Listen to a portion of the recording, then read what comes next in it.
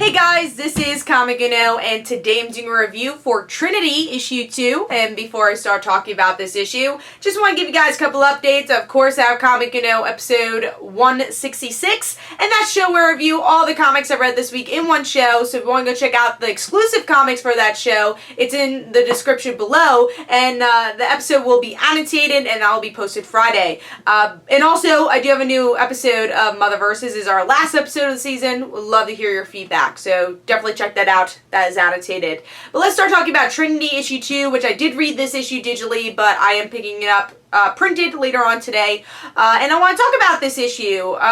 Now we continue into Smallville, actually, in this issue where we have Clark, Wonder Woman, and Batman go back in time.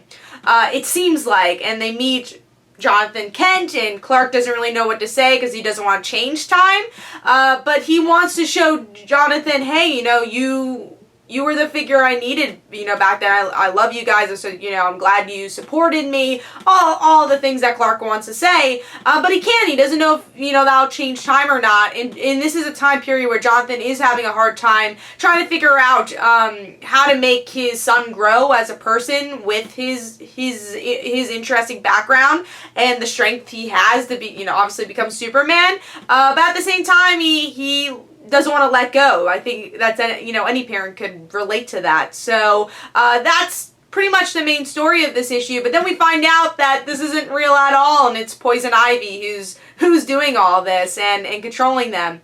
So I wonder, is it going to be a Batman story next, and then a Wonder Woman story, and then figuring out everything that's going on with Poison Ivy, or are they only focusing on Superman? I think they might go and do all three character stories, which I personally like. I think that's a really good idea.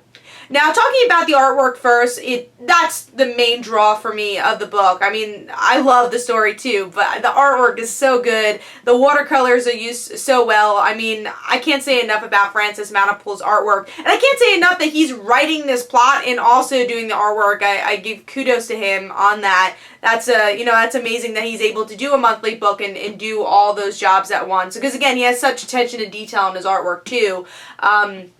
Which I really enjoy. So, and then the facial expressions are so bright in it. I just really love his art style.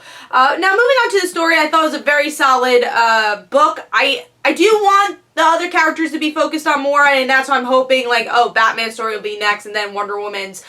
Because it is very Superman-driven, and last issue was very Superman-driven. But I will say Bruce and Wonder Woman were focused a little bit more last issue than this issue. But again, that might just be because they're doing one-shots for each issue of what their kind of best dream would be. That's kind of what Poison Ivy is showing them. And I like Poison Ivy being the villain. I thought that was cool. But it is a little contradictory of what's been going on with her mini-series she had, and then Harley Quinn. It seems like she's trying to become a better person, so I don't know why she's targeting Superman, Batman, and Wonder Woman. I guess we'll find out. But I thought this was a really solid book.